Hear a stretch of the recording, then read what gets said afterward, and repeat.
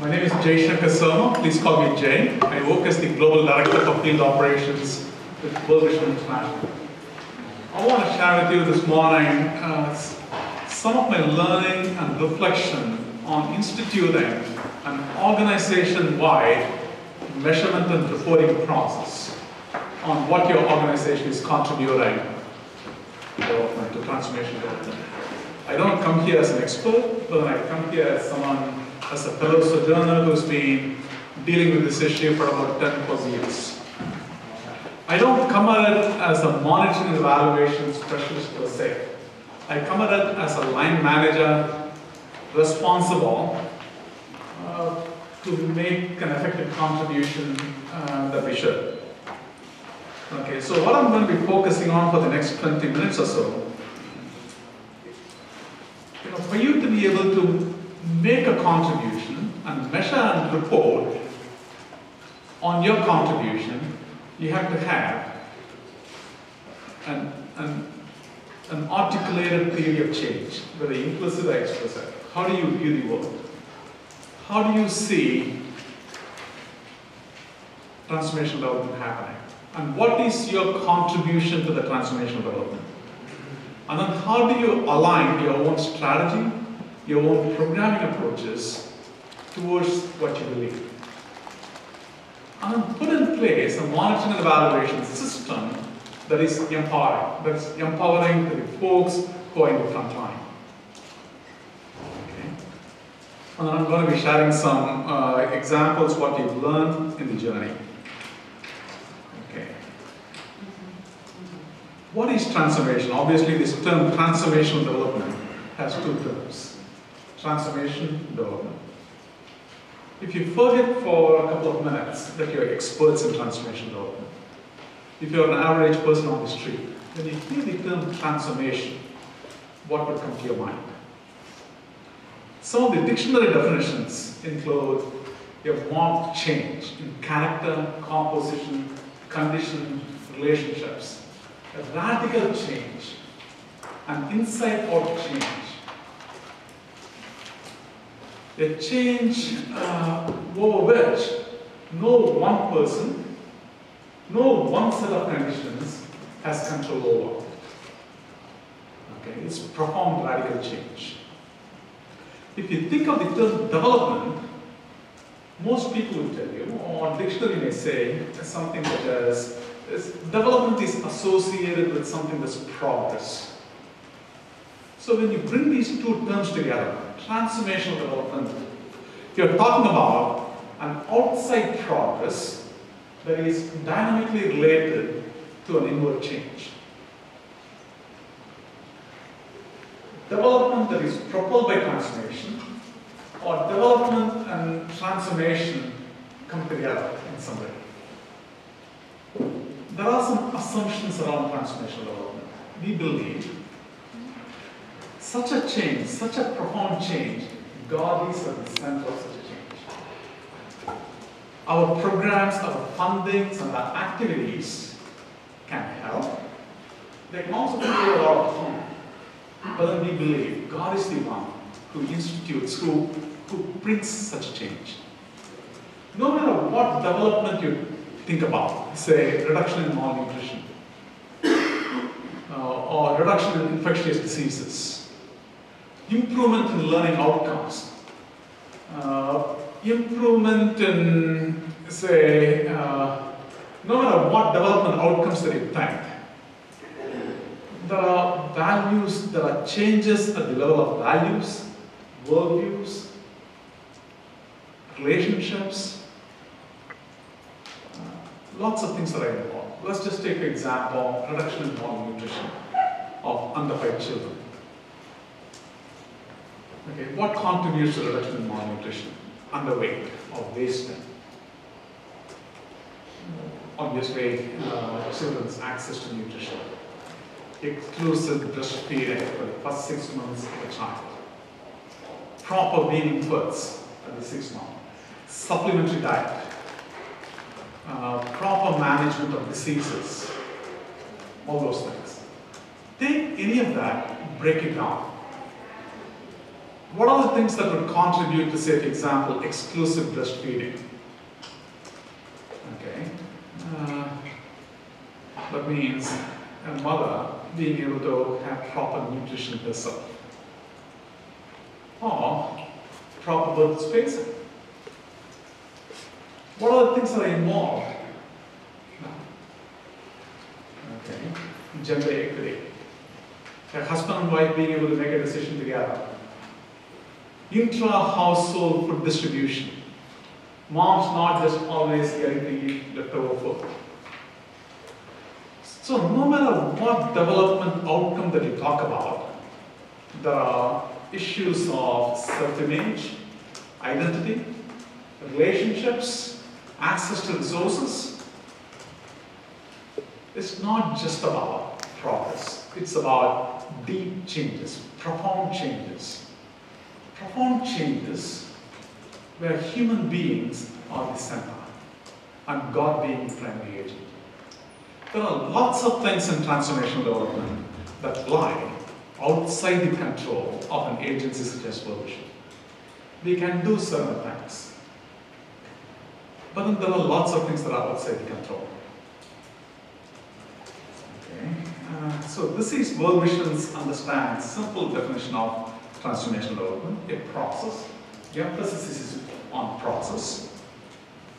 It's moving towards, you never arrive at, you never reach the destination. Wholeness of life, shalom, dignity, justice, peace, hope, all aspirational. Sometimes it may sound like a pie in the sky. Okay, poverty. How do we understand poverty? Let me give you an example of a small farmer in India that I met some 18 months ago. A small farmer growing a crop of onion in 2 acres of land. He works hard for 3 months, produces some 10, 15, 20 bags of onions. And he realizes if he takes those 15, 20 bags of onions to the market, the price is too very low that he would not even get the cost of harvesting onion by taking to the market. And he makes a decision of plowing that crop of onion back into the soil. So what he gets at the end of the cropping season is not just low income and increased debt. What he gets is the whole system, the whole world telling him, you're worth nothing, and your crop is worth nothing, and your labor is worth nothing. If that is poverty, transformational development will respond to that. And then how do you measure and report?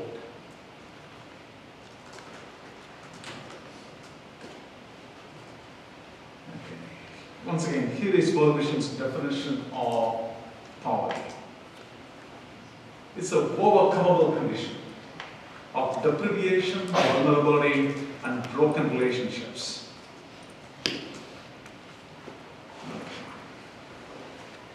So as I said, to be able to measure and report on an organization-wide contribution to transformational development, there are certain things that really exist. Articulate your own theory of change. How do you see the world? How do you see changes happening? What are the cosmic forces? What are the macro forces? What are the micro forces? Define that.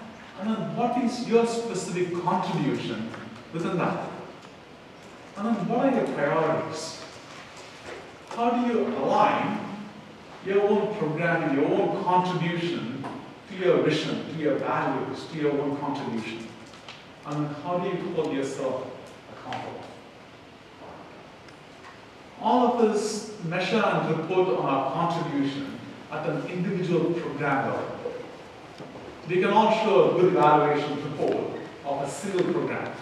But the challenge that is facing agencies like World Vision, World Relief, World Concern, Food for the Hungry, these agencies is What is your reason for existence as an organization? You are much more than a collection of islands of lots of programs and projects. What gives you purpose? How do you align number of pieces of work that you do with what you say about yourself in terms of your vision and values? Okay. Once again, an example from our vision. We want to simplify. We made development too complicated. We made development too complicated that we alienated our own frontline development workers and our donors. Can we bring it down where it begins to make sense for people?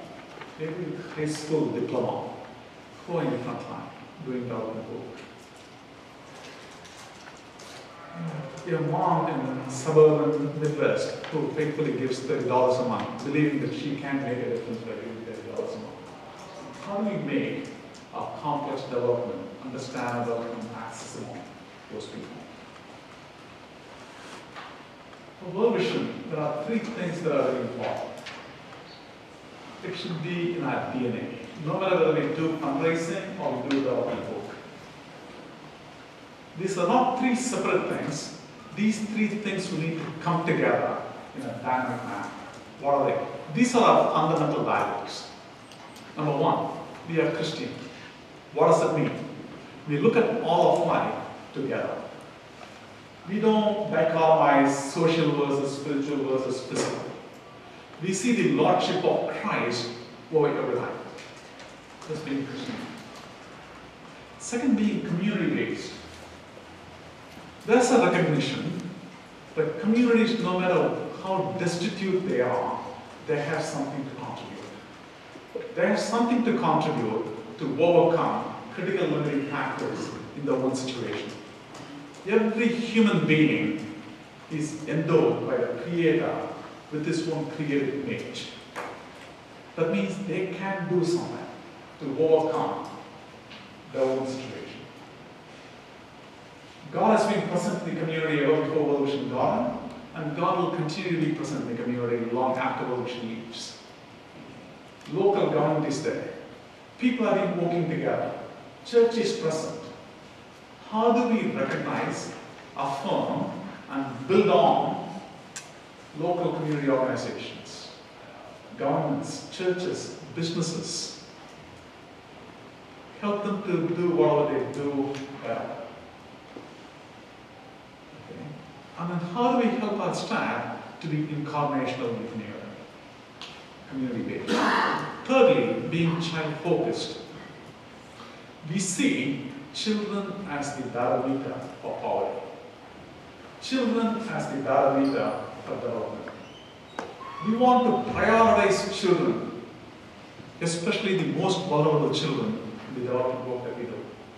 So we believe these three things, being Christian, being community-based, and being child-focused, would need to come together, whether we do advocacy, or do emergency response, or do long-term transformational work. Okay, let me speak for a minute or two on being child-focused. How children are doing, for us, reflects the overall development of the family, the community in which the children live. Child well-being reflects the bottom line for our work.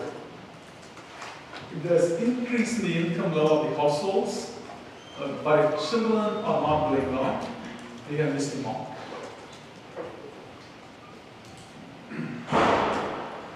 So, we believe poverty reduction begins with children. Sustained community action is possible when we focus on children. It is possible for us to bring different groups together, different stakeholder groups, communities together, when we start talking about the well-being children. Whether it is a community group in Honduras or in India or a church group in the US, I can talk to a group of mothers. as to how they understand the well-being of children. I can have a conversation, I can do community mobilization.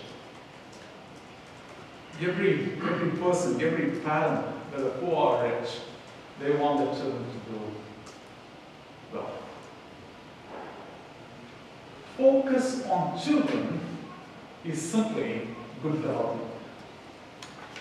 Working for the well-being of children results in better development dividends for everyone, from adults, for every stakeholder in the community. So what is good for children, especially the most vulnerable, is good for everyone. For a community to focus on the most vulnerable children, the most deprived within the one community context, helps the entire community. So we are not talking about working exclusively with the children. We are not talking about benefiting children exclusively, but then being able to see children in the broader ecology of family, community, broader social policy environment within which children live, and then how do you engage at multiple levels? But then you would see children as the barometer we are quality and development.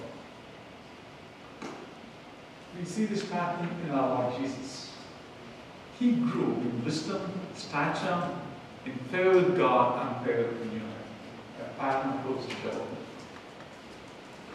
So we have 4 broad child well-being outcomes. This is an articulation of World Vision's understanding of child well-being. Children enjoy good health. Children are educated for life.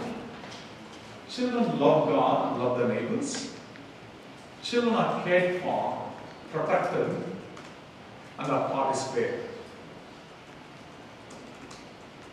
So these 4 broad outcomes are broken down into 15 more specific outcomes.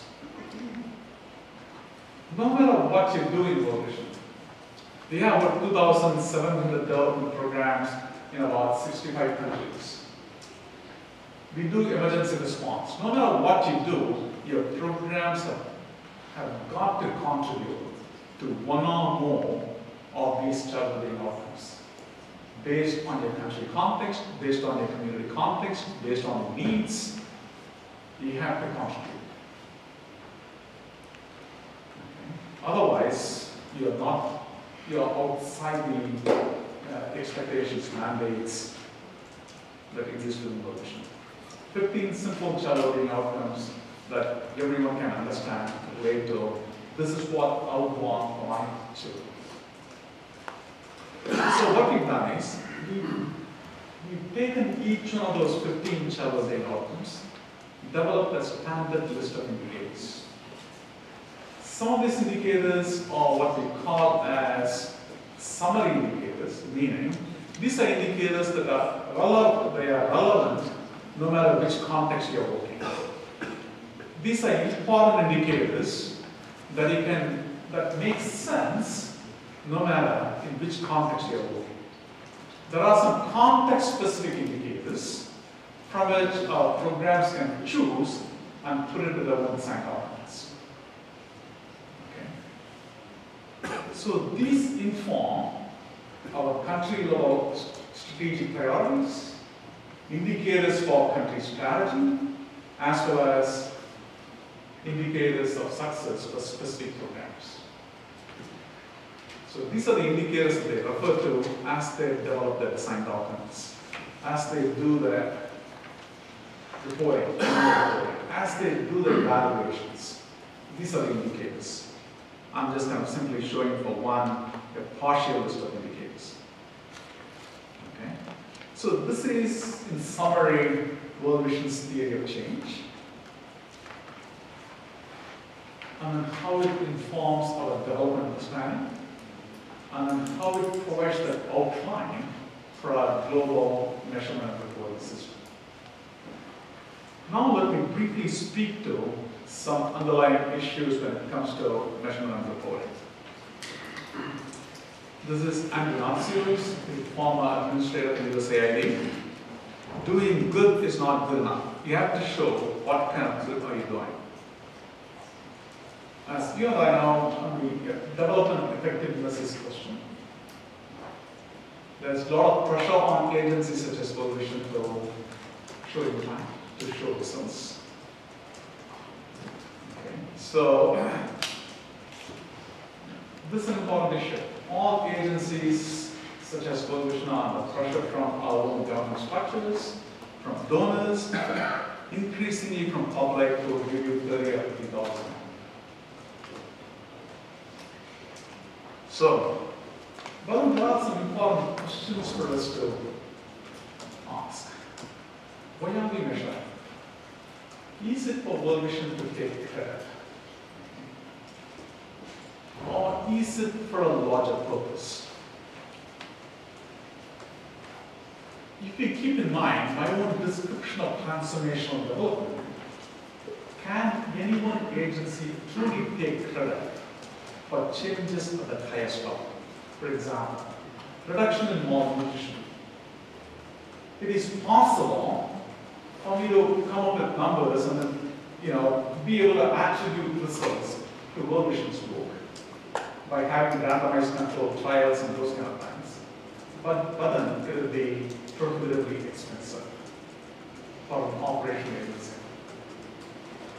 You would require people with PhDs to go and do these randomized controlled trials and have controlled groups and those kind of things. If you want your measurement and reporting, monitoring and evaluation to be empowering, then what is it that you're trying to prove by being able to attribute highest level of results to your agency's work and my agency's work? For me, it is more about contribution.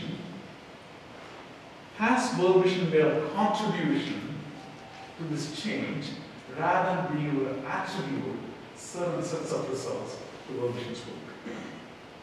Attribution is possible when it comes to some things that you can monitor on a regular basis. Number of births per truck, number of mosquito nets distributed, number of farmers trained, number of loans distributed. Those kind of things, I can attribute those things to World Vision's work. But then if I'm talking about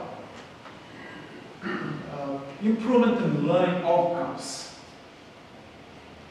number of children who are able to read 60 words per minute when they are age 11, reduction in malnutrition, reduction in mortality and morbidity,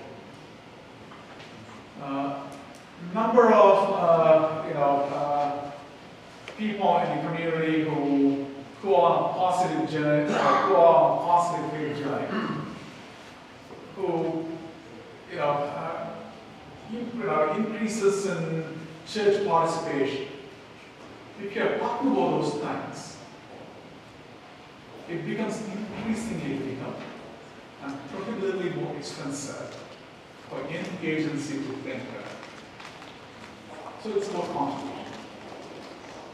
But then on the other hand, if you're doing a regular monitoring of your work, your staff in the community, they are doing ongoing monitoring of what you're doing, number of births trained, number of trainings given, number of mothers trained, number of jury conversations held. And then you're doing evaluation once every 3 years, 5 years, to be able to see the larger level changes. It is possible for agencies like World Vision to make a change. These are the changes that have happened. Based on what we've done in the community, based on our monitoring, we can come to a reasonable conclusion that World Vision, together with other agencies, have made a contribution to these changes. That's reasonable for us to say. But then for me, primary purpose of any system that would measure and report organization-wide change is not for external reporting. It is primarily for organizational discipline. At the end of the day, development is still a hypothesis. there is no magic bullet. There is no silver bullet. It is still a hypothesis. If it is a hypothesis, learning becomes essential. You want to learn on a regular basis. You want to have organization-wide learning and reflection processes so that you can continuously improve what you do. You want to see whether your work, whether your contribution is in alignment with what you believe, your vision, your values, and what you say you want to do, and then bring those changes on a regular basis. Our awesome primary purpose of any organization-wide measurement and reporting system is for organizational learning, alignment check. Okay? More than the external report. Okay? So when it comes to global criteria for evaluating development, there are basically 5 criteria. One is relevance. What you do, is it relevant in terms of what you're going to contact? Is it relevant to the community context and activities?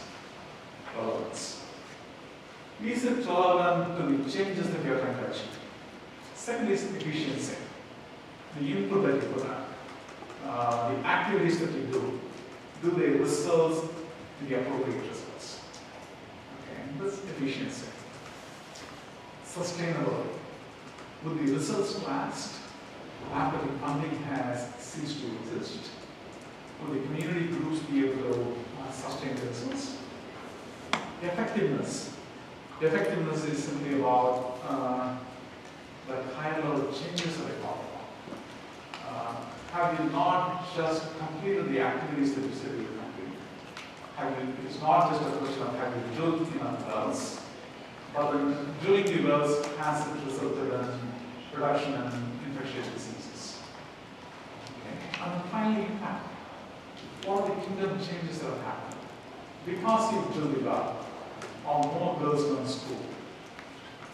Do women have more time?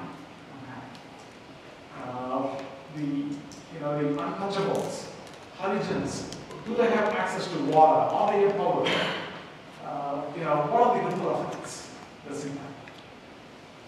Within World Vision, in terms of instituting an organization-wide measurement and reporting, I believe we are still measuring relevance and efficiency. We are trying to move to effectiveness. I'm talking about doing it consistently across 2,600 programs and 65 national offices. I'm not talking about few programs here and there doing impact studies. We are simply at the place of studying relevance and efficiency, moving towards effectiveness within the next 2 years. So, okay, sorry, this is where we are. Monitoring. We expect every program, every one of the 2,600 programs to monitor what they do on a day-to-day basis. As you do your activities, you got to monitor, you got to report. That provides the solid basis. For operational agencies such as World Vision, evaluation is useless if you don't do ongoing monitoring. Ongoing monitoring provides the broader context for you to be able to interpret your evaluation data. Ongoing monitoring helps you to make changes on an ongoing basis. Evaluation builds on that. Outcome evaluation. And then impact studies, you would do it only in a carefully selected few programs on a sample basis. It's just too expensive for us to be able to do it across the board. And then we also have the advantage of working with sponsored children, registered children, within the context of doing long-term development. And we sponsor children on average over 7 years, 8 years. So we do have a longitudinal data for a period of time. So this gives us the basis. The level of rigor increases as we go from ongoing monitoring to impact studies. Okay.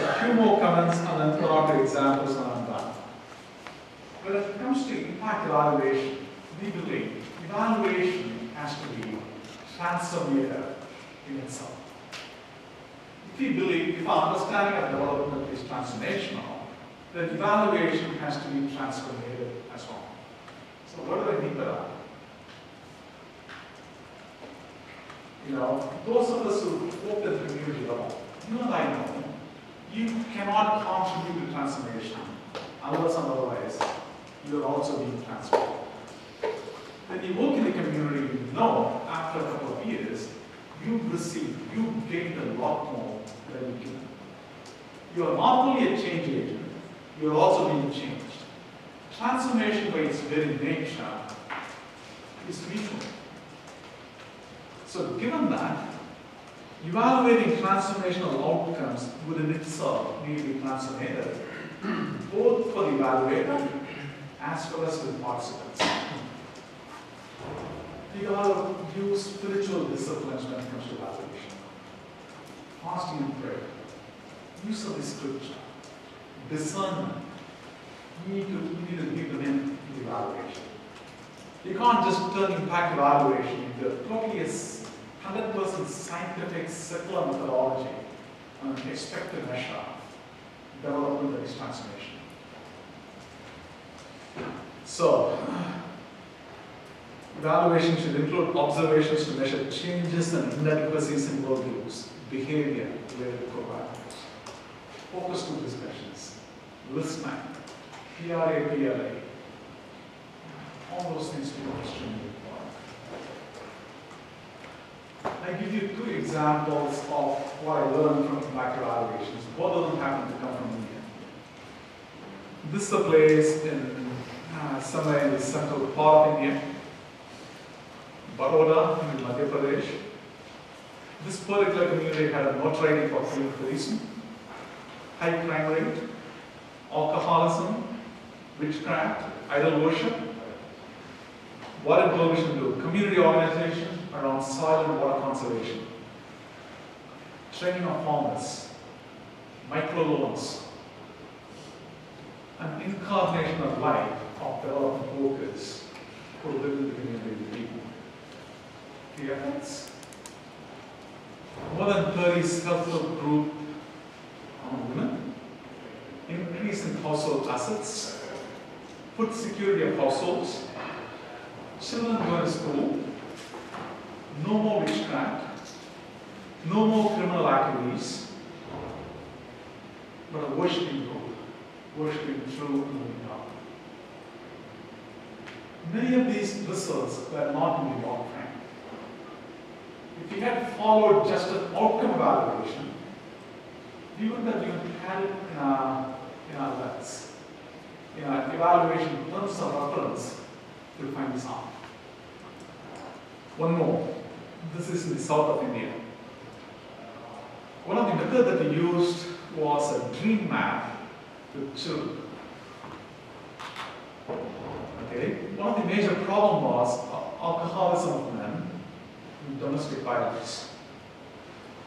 Some of the activities, organization of children, intercessory children prayer groups, effects, deliverance from alcoholism, families coming to know Christ, families caring for children, and improvement in the well-being of children. What do we put at the center of our transformation development with devotion? If you put funding and activities, there will be devotion. If God is at the center, and if one of our primary input is our stand for the incarnation with will, moving way, and the will for true and living God, yes, we make use of scientific tools and methodology. We do the best that we can, because we as fallen human beings, we need the organizational rigor and the discipline that are at our disposal. But we should not be driven by that. Even as we do that, we will find that we cannot contain God in our own frameworks. So that's what I want to share with you this morning. So what I want to take away, I want you to take away. Do you have a theory of change as an agency, as an organization? How does your programming approach align with your theory of change? How does your measurement and reporting mechanisms, do they align to that what we believe in? Do you have organizational discipline of reflection and learning? But then are you constrained by the frameworks that you develop, or do they help you to empower your complex plan? So those are the questions that I want to do. Thank you.